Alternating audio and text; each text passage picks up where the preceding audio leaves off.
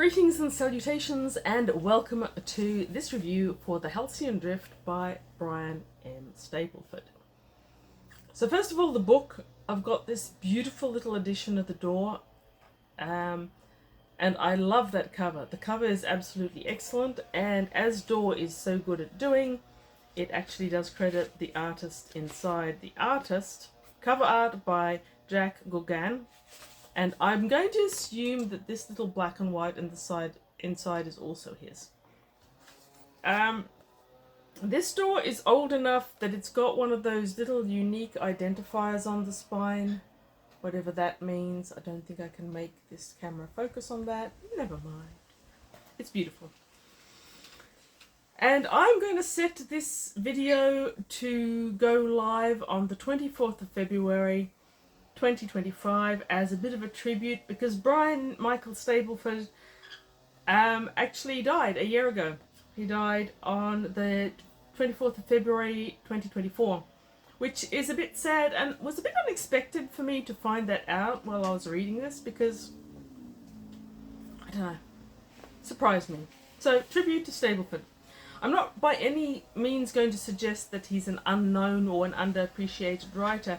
He is well known and he certainly has had a lot of appreciation, but he's an author that's worth talking about because he is really good at what he does. He was a British author and academic and critic.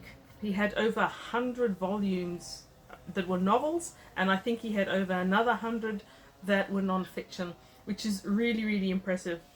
Now this one is one of his earlier printed ones because he's still calling himself Brian M. Stableford. I think I might be mispronouncing his surname. If you're English, and I am, please do tell me that. Yes, anyway. Apparently later in life he dropped the M from his published works and just published as Brian Stableford. He had a pseudonym or two out there, and he collaborated with people a little bit. Now, he also won a few awards and honours. His writing style is really very nice in the sense that it's good writing, it's descriptive, it's polished, it's professional feeling. It's maybe not writing that will make you swoon from the beauty of the actual words. It's maybe not writing where you'll go back and read a paragraph just for the beauty of the words flowing over you, though there's a couple of in here that are near to that, but it is very, very nice writing for classic SFF. So I do recommend his writing if you haven't read it before. I have read some of his before, though not recently. I even own a short story collection. The Last Days at the End of the World is somewhere in that bookshelf behind me. I was glad to find a few of them recently, of these older ones, and I think they're all Doors or New English Libraries. I was happy to find them. I was less happy on finishing the Halcyon Drift to find that it's a #1 in a series. Apparently he had a series called The Hooded Swan, aka Granger, and this is the first. So luckily I at least got the first, but I don't have numbers 2 to 6, and I would actually go out and read them. So, what is this book about? Well, we start with Granger, who's the titular character of the series, aka Granger. He is the pilot of spaceships in this future universe that Stableford has created. And at the beginning of this book, he's crashed on this star planet. It contains some life, but not very much. It's black volcanic rock, and his spaceship, whose name I have temporarily forgotten. Sorry about that. Javelin? Maybe Javelin. Crashed there, and in the process killed the only other person on board, whom has been buried just outside the spaceship where Granger is living. It's described as a windy, harsh environment. He's been there, I think, at that stage for 2 years. All the energy left in the ship he's put into a homing beacon in the hope of being rescued. And in time, Granger is rescued, but that doesn't seem to be anything but a mixed blessing. Now, I'm not going to do any spoilers in this. I'm going to try very hard not to spoiler.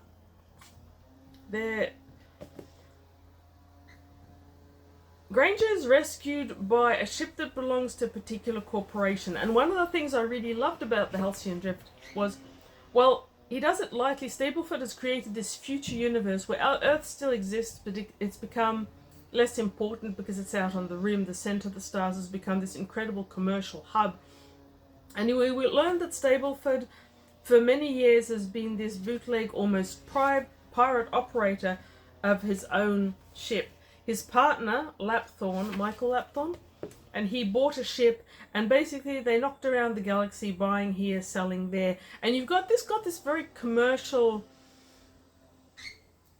lightly drawn, but commercial and socio-political organization. I would imagine in the following Hooded Swan books, Stableford expands on that considerably. Anyway, the ship who goes on, gets his beacon and picks up Granger, is part of one of these corporations. And the ship is trawling the drift, that's the Halcyon Drift, at the edge of which they were wrecked.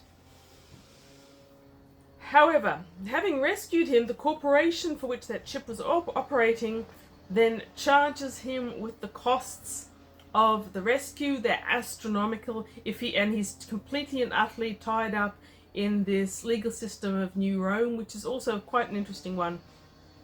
He's basically set up that no matter how long he lives, he's probably only ever going to be working to pay off this debt, no matter how well paid he is. And he's never been well paid. He's always operated his own ship. The only place for him to go is back to Earth, and he goes back to Earth. He contacts the family of his partner Lapthorne and hands over a few small mementos and a story of what happened to the end of their ship. And then he becomes embroiled in a way I'm not going to tell you with this new ship that's the Hooded Swan. Now, the Hooded Swan has been created along a brand new scale to any other ship that Stableford has encountered, and possibly that we, the readers, have encountered. It's one of the sensory feedback style of piloting ships. There's a number of other authors that were writing it. Spinrad's The Void Captain's Tale is the one that springs to mind here. But basically the captain is plugged into the ship so he can feel the actual ship like he feels his body, and he pilots it with the use of machines, certainly. But Stableford has always piloted through understanding the ship as well as just off machines, and that's why he specifically has been recruited to pilot this brand new ship. And where they're going to pilot it is straight back to the Halcyon Drift, where they're going to be trying to pick up the beacon of a wrecked and lost ship. I think it's called the Lost Star. Is it the Lost Star? Yes, it's the Lost Star. And this is a really exciting book. I found it enjoyable and exciting all the way through, but the last third, it completely sucked me in, and I really didn't want to do anything except sit down and read it. Luckily, I could do that, and I did. Now, Granger.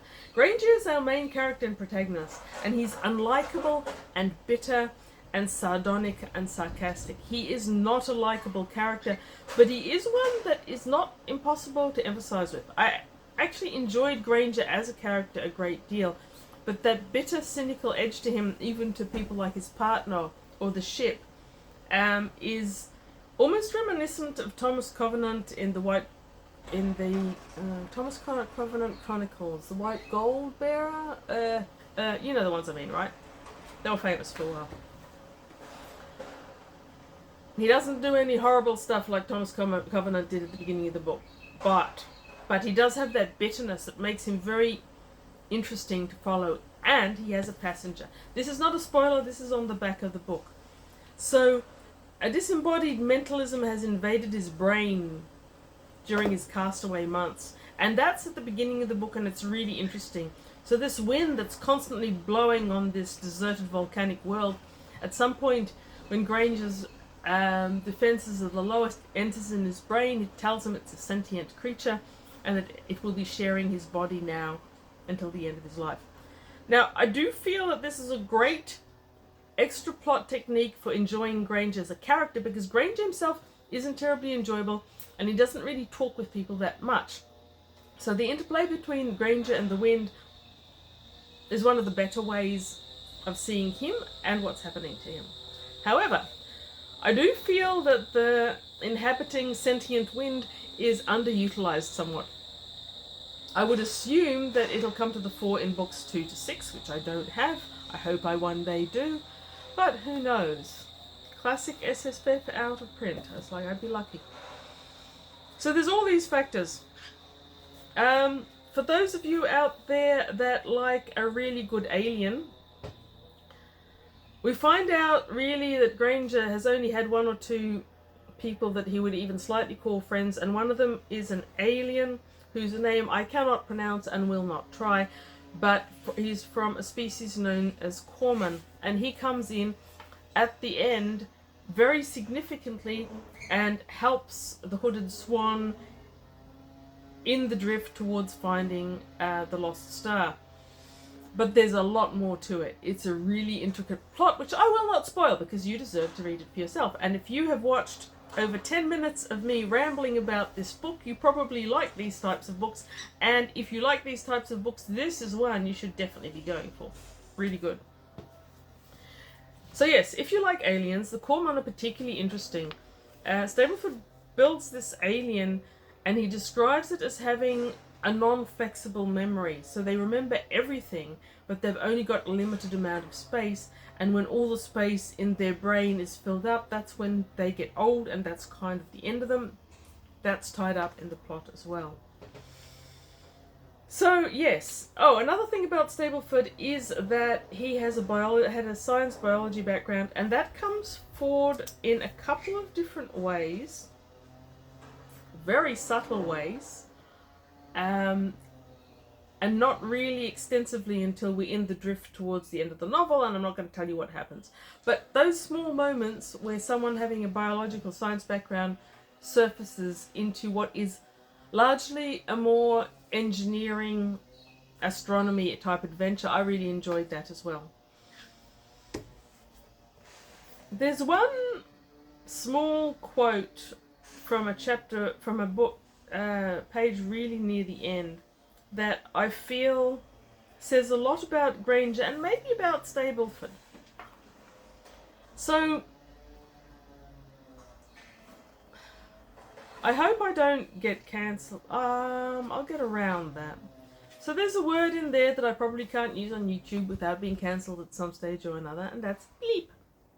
If you're my age or thereabouts, you will have heard this particular quote from Confucius. It was getting quoted at women, unfortunately, when I was quite young, and it was basically, when bleep is inevitable, lie back and enjoy it. Very out of fashion. I'm very glad about that.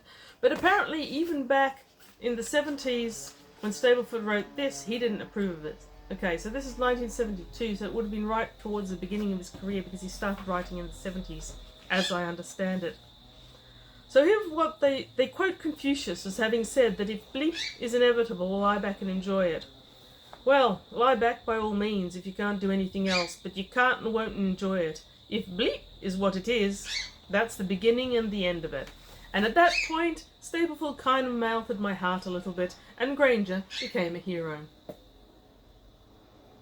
So yes, classic SFF title of the day, The Halcyon Drift by Stableford. I've got more Stableford and I would like to read them. I wish I had more of this particular series though, because it's got so many things that it can develop as a series. It's got Granger, it's got this sentient wind that's now riding in the back of his head, and can it or can't it take over him? It says not, but should he believe it? And we've got the Hooded Swan, the ship itself. And you've got this really exciting universe that I think Stableford's going to expand on, and which I would enjoy seeing more of. So, thank you for watching. Read good books. This is certainly a good book, and if it's your cup of tea, I would recommend reading this one. Have a great day.